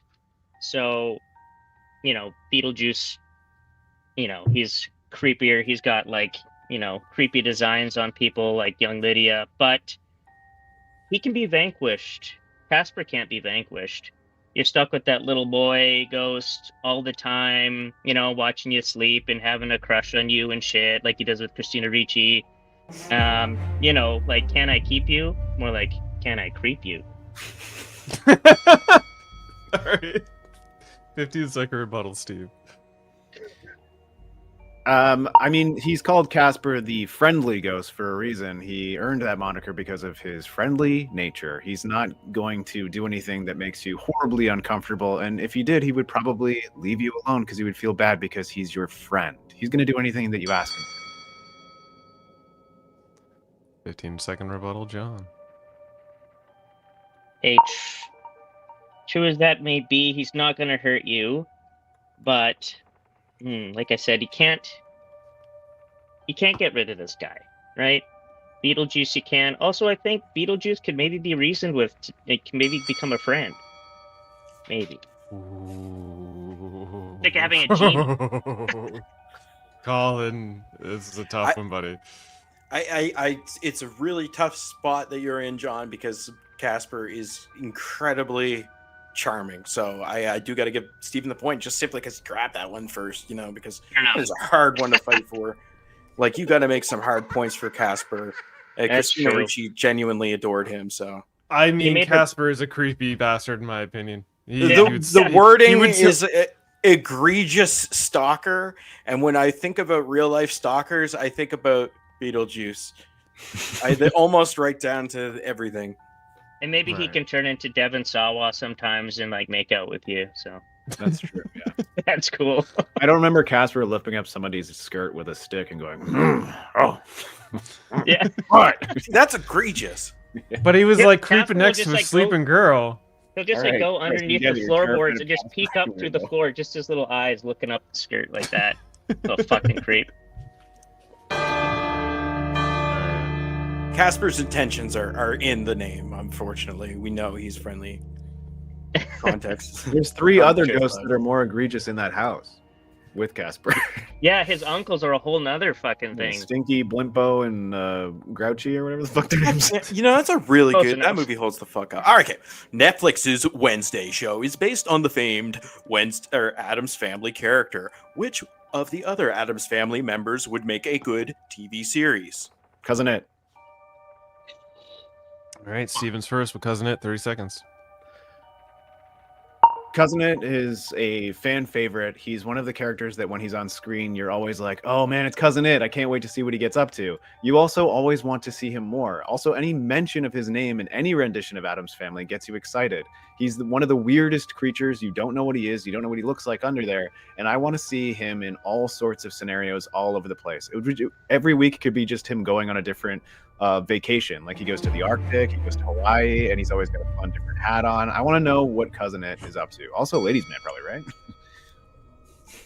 Damn. 30 seconds, John, when you're ready. I guess I'll go with Bing. It can be, obviously he doesn't talk or anything like that. But I think with some really good hand acting like he's had in the past, he'd really get something out of that. I don't know about longevity, but with the right team behind it, I think you could have a really compelling Thing show. You could have other members of the family kind of build up the plot a bit in their own way, but if it's a Thing centric show, I don't know, I think it could I watched a few episodes of that. I'm out of time. 15-second rebuttal, Steven. The main problem with Thing being the main character is, like you said, he can't really emote other than doing sign language, I guess.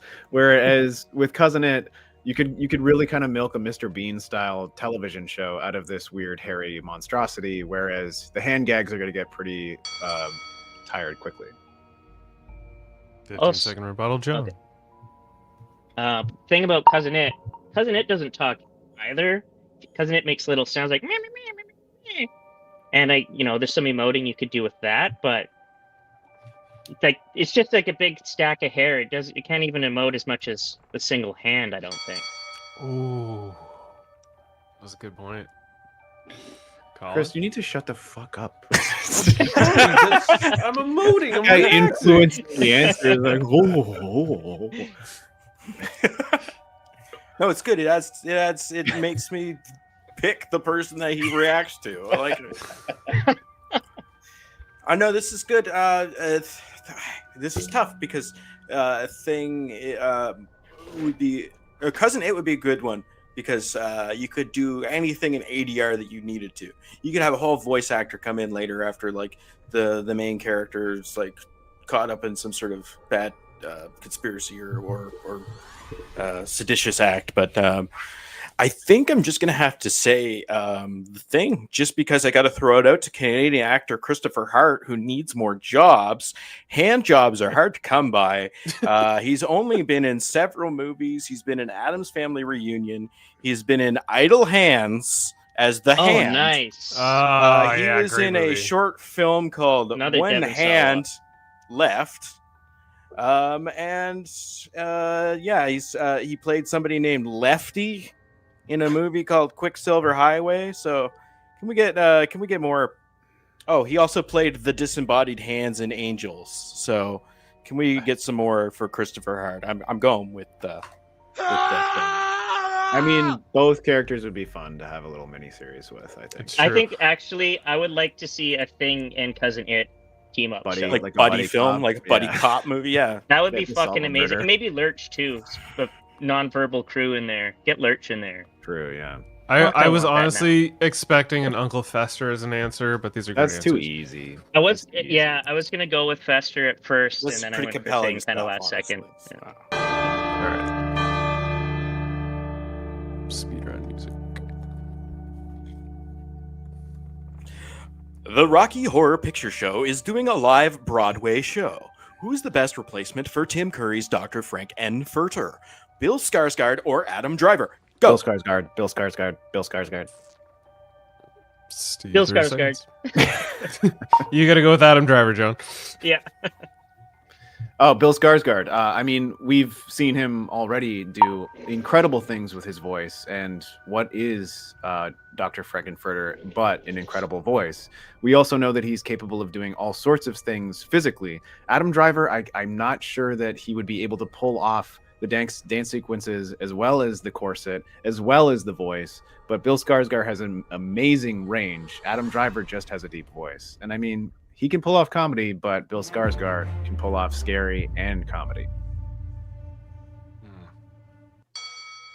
30 seconds, John. Hey, so Adam Driver, I think he's got like he's a bit too broad. We've seen him shirtless in Star Wars. He's kind of built like a brick shit house in that movie, anyways. But he's very fair skinned. He's got dark hair. I think those lend naturally to Frankenfurter. Or is it Frankfurter? Anyways, And Furter. Frankenfurter. Yeah. So he's very tall. He's very fair skinned. I think he could pull it off physically, and he's a great actor. Sorry, I went over time. Steve. I think that there is something to be said for how handsome both of these men are, but Bill Skarsgård is more traditionally softer in his features, which is something that Tim Curry very much was when he first played this role. If you just look at his lips alone, they are very like soft, supple, kissable lips, whereas Adam Driver is a chiseled, deep set. He basically looks like one of those Easter Island heads. Okay, we know your type. 15-second rebuttal, John. Okay. Well, this is tough because they're both great actors. They're both very handsome men. But yeah, look at Driver there. I don't know. I think he could be kind of a more imposing Frankenfurter, maybe. Maybe as like it's kind of the new twist on it. It's still very Frankenfurter, but he's bigger, more imposing, more powerful. Maybe this time around. He's a man's man. Oh, Yeah. all right. Well, yeah. I feel like Sorry, my Adam timer Driver froze there. he should be Rocky. Yeah. You know? On the slab. Put him on the slab. Look at that beefcake. Look at that horse. All right. Colin, who gets the point? I gotta give it to Bill Skarsgård. Unfortunately, I could just picture that as soon as I close my eyes. Yeah, I haven't seen that new Crow movie. I don't really know if I want to, but I seen him in that, and he's all white and like slender and wet, and Mm-hmm. I do think kind of it's want to pretty watch that. I ain't Frankenfurter. gonna lie. I think you Just just wet put some rosy red lips on Bill Skarsgård, and he's already like 90% of the way to Frankenfurter at that point. that's true. Oh boy, Can't argue with that. I'm ready It's a for it. tight game. It's a tight game. All right, it's time for speed round sports. Tight game, fellas. You're doing great. Sports. You get to turn any classic children's playground game into a murder game. Which game are you choosing? Example, Hot Potato, Ring Around the Rosie, London Bridge, etc. Tremors. All right, 30 Red seconds Rover. to Steve and Red Rover. Tremors is a game where you have to stay on top of the playground, and if you touch the gravel or the sand or whatever it was, the choice of material to surround your playground, you had a certain amount of time to get to the next area before the Tremors would come for you. The Tremors were the other kids. It was basically like Manhunt or Tag, only when they would grab you, you would get sucked down and you would die, but then you would become one of the Tremors as well. So in this scenario, I guess the kids would just be stabbing each other with knives. I didn't think that far ahead when I picked it. It sounds like a game we used to call Grounders when I was a kid. It sounds like Hey, hot we call lava it to me. Grounders. Grounders, yeah, Tremors, Grounders, basically the same, yeah. All right, 30 seconds, John. Okay, I'm gonna go with Red Rover, where you link arms and someone tries to run across, the field or whatever and break the chain. I was thinking maybe it could be more like Dead Rover, where maybe there's some sort of instead of running at it waist high, you got to run at it like at your neck, and maybe there's you don't know where it is, but maybe there's a hidden length of razor wire, and you get your fucking head cut off. I was waiting that whole fucking time for you to say razor wire. I'm like, when's he gonna say razor wire? It's coming. It got right down to the He saved it for the last 3 possible seconds. second. I don't 15 improv second. well.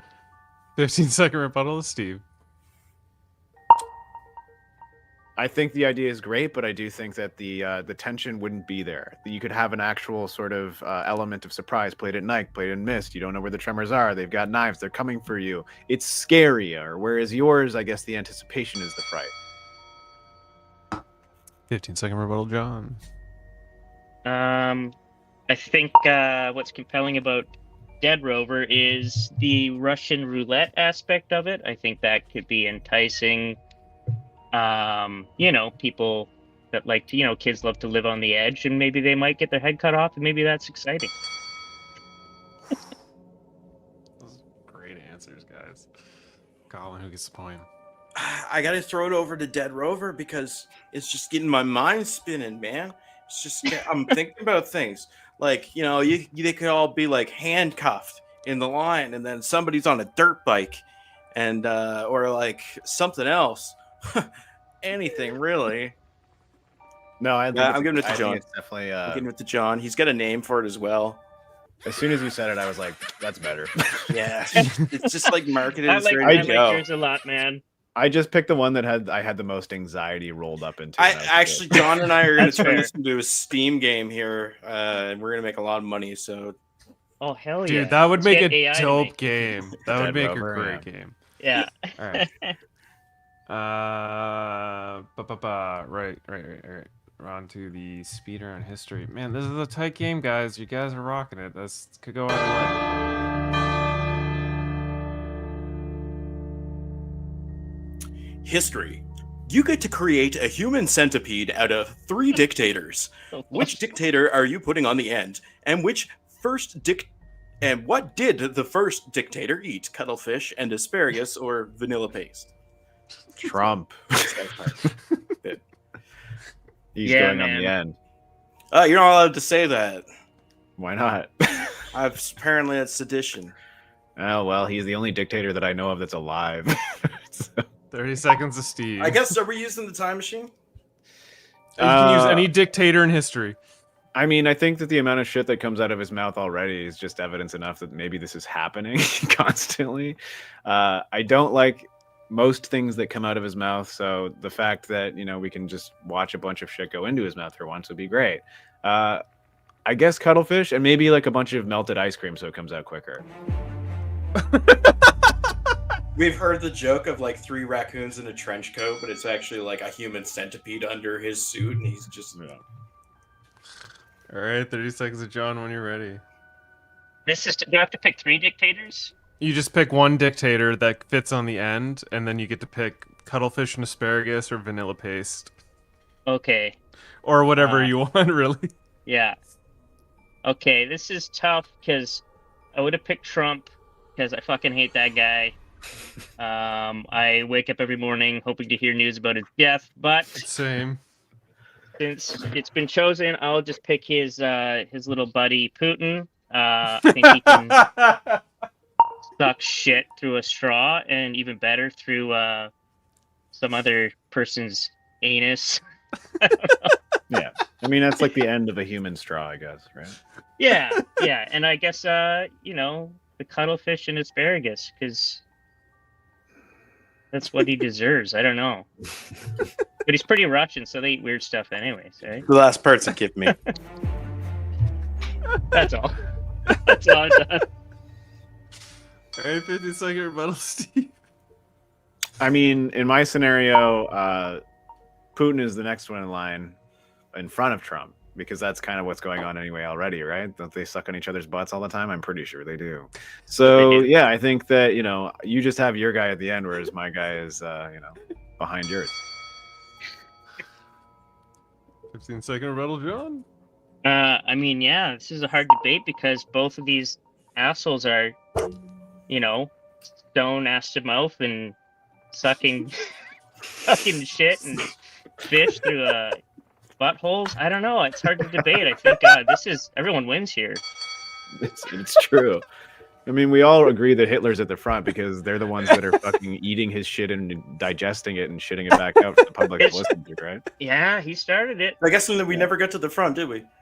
No. I mean, It's Hitler. Hitler's gonna be at the front, surely. Yeah. Oh my god, that was great. Colin gets the point. That is such an abstract thing to award a point to the last 5 minutes of talking. Give it to Steven. Steven. It gets to Steven. Okay. Steven gets the point. Yeah. For just We for all want to see dramatic Trump effect. suck shit. He needs to suck shit the most right now. It's just, Steven gets it. All right. Yeah. I'll take it.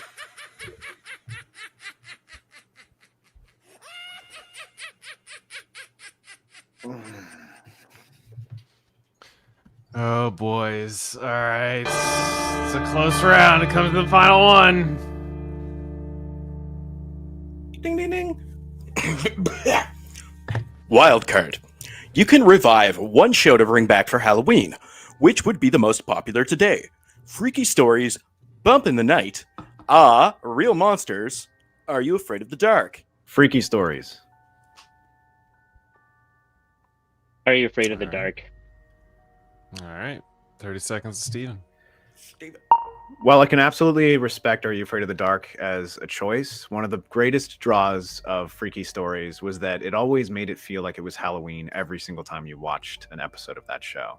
It also gave you 2 nice short stories per episode. It wasn't one long thing, so you would get, even if you didn't vibe with the first one, you would get a second one that could maybe make up for the first one, or maybe even blow you out of the water if you liked the first one. The second one was even better. Also, puppets. We love gooey puppets, right? Maurice the Maggot? Come on. Oh, that maggot grossed me out. Loved him 30 though. seconds to John. Okay, Are You Afraid of the Dark? We all know it. It's a classic. It's a Canadian classic. I think the formula is really solid. I think it's a good showcase for young talent, young Canadian talent. Get a diverse crew in there. You can have, all kinds of kids from all different backgrounds and orientations. I think it can be like a very inclusive show. And, there's no shortage of scary stories to tell. 15-second rebuttal, Steven. One of the absolute amazing aspects of Freaky Stories was that it would take urban legends, things that everybody had already kind of heard, either from their parents or their cousins or their friends' parents or whatever, and it would do a retelling of that. And I would love to see what kind of stories we get over the last 25 years that show hasn't been out.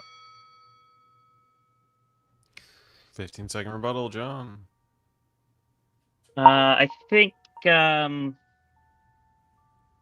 You Afraid of the Dark? I don't know, man. It's just iconic. It was kind of like Canada's Goosebumps. I think there's a huge fervor for that kind of nostalgia. Oh.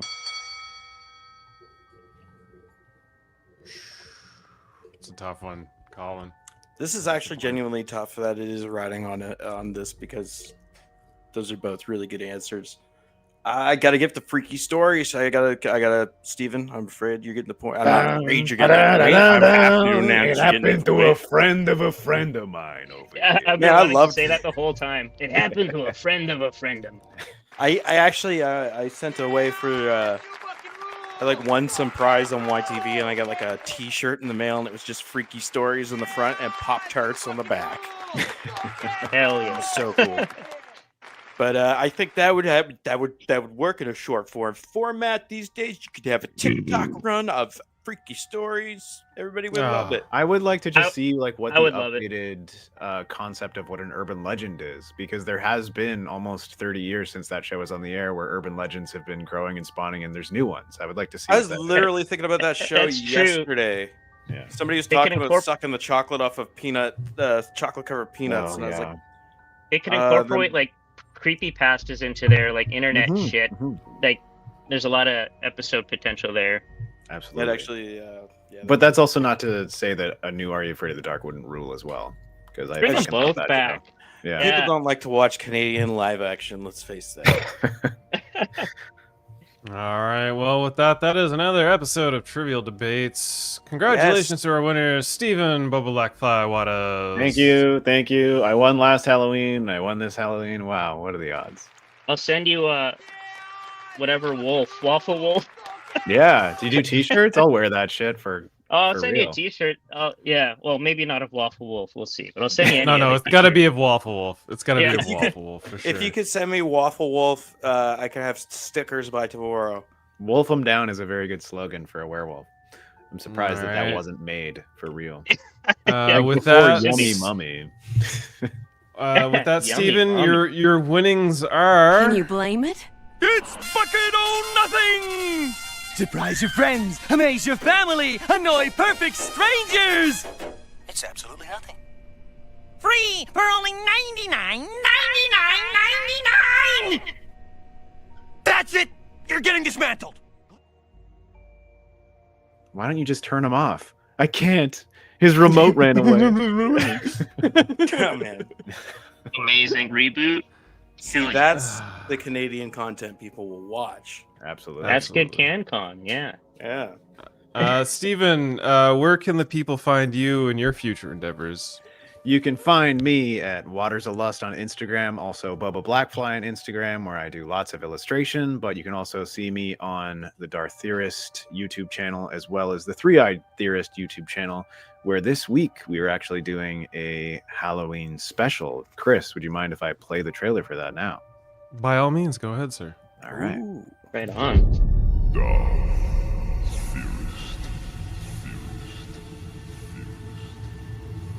A long time ago, in a galaxy of endless wars. Some stories are older than the stars themselves. Tales whispered in shadows. Stories the Jedi dared never to record. Last year, we brought you a tale steeped in fire and drowned in mud, pulled straight from a nightmare, and cast back to hell. This year, Darth Theorist unleashes not one nightmare, but four. Four tales of terror, carved from the darkest corners of the galaxy. Each one a little on the dark side. 4 days, 4 writers, 4 stories.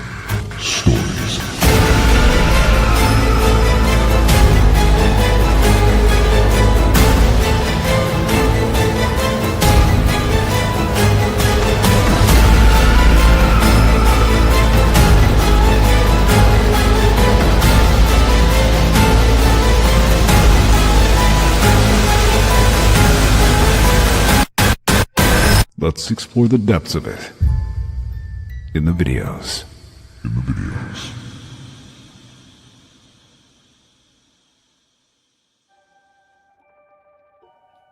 That's That was it. awesome. Very cool. Very Heckin' cool. Thanks, spooky. guys. So Heck. we're starting that on actually, I think the first one is supposed to go out tomorrow, but I don't know if it's completely done editing yet, so it might be on the 28th. But yeah, we've got 4 stories, and they're all spooky stories. Speaking of freaky stories, happened to a friend of mine. Yeah, we're doing it. We're trying to do the sort of vibe that we had when we were little kids, and YTV would turn into Halloween for all of the month of October. We're sort of trying to do that vibe for this week. So it's a little bit of nostalgia, a little bit of creative, spooky. We try to do horror stories sometimes, but it's not always the best. So I'm like, what if we advertise it in advance? Maybe people will get excited. So anyway, we hope that people like it, and it's more for us than anyone else. But it's exciting and it's fun. That's cool. I'll No, check it's that great. out. I'll be checking that out for sure. Awesome. Other than that, yeah, I don't think I have. Oh, also Stanland, which is an audio comedy podcast mini-series that it takes place in a fantasy world. I'm on that. You guys should check it out. I do a couple of voices on that, but we've also got these mini-series that are coming out now that are bonus content for the main podcast. So if you subscribe, you'll get access to those. I'm one of the main characters in the first 3 episodes, and then I play a couple of characters in the next 3 episodes that are supposed to come out in the next couple of weeks. But yeah, it's me doing like, hello, I'm a vampire, blah, like that kind of stuff. I'm sure you guys will love it. So yeah, check that out. It's very fun. Other than that, I think I'm done. Was that your voiceover in the trailer? That was me, yes. Beautiful. With the depths of it in the video. Yeah. Oh, hell yeah. Sounds good, man. Nice. With that, we go to the Potion Man. John, where can the people find you and your future endeavors and your culture? You can find me at potion_printing on Instagram.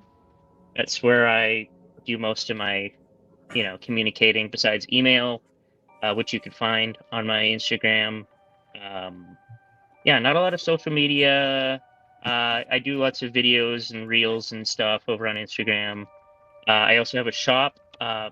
It's a big cartel shop, so I think if you just do like potion printing /big cartel or something, there's a link to it in my Instagram. It's all in there. And yeah, We'll put I make links in the videos and I description print as well. shirts and I make my own stuff and I print stuff for other businesses and stuff like that. Beauty. That's Yeah, it. we'll That's put right, links dude. in the You're doing description. that. Yeah, It's good thanks. stuff. It's good shirts. Real nice work. I'm a big fan of his, and I had to invite him. Colin, Thanks, buddy. I our appreciate host it. with the most, our serial hostess. Where glad can you people said find you in hostess. your future endeavors?